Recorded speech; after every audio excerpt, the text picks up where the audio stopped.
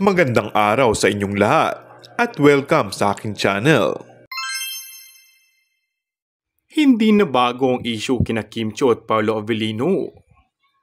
Nang lumipad ang mga ito patungo sa California para sa show ng Asap Natin To sa California, ay may nagkumpirma na isang source na malapit sa kanila na yes, it's Paolo Avellino and Kim Chiu already.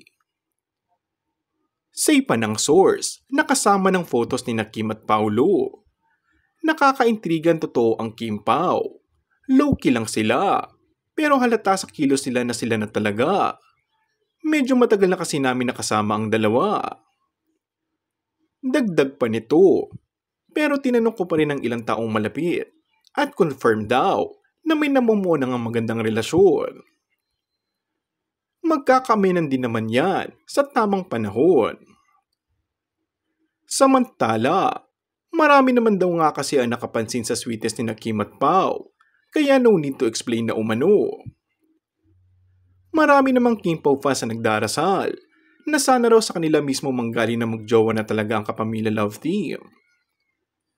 Kinukulit nila ang dalawa, dahil bagay na bagay at halatang may pagmamahalan daw sila sa isa't isa. Obvious daw sa mga tinginan at body language nila.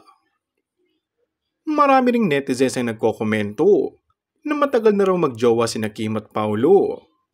Ayaw lang daw nilang umamin ng mga ito. Pinipressure na nga nila na umamin na sa lihim daw na relasyon. Kung bago ka lang sa aking channel ay mag-subscribe at pindutin na rin ang notification bell. Maraming salamat!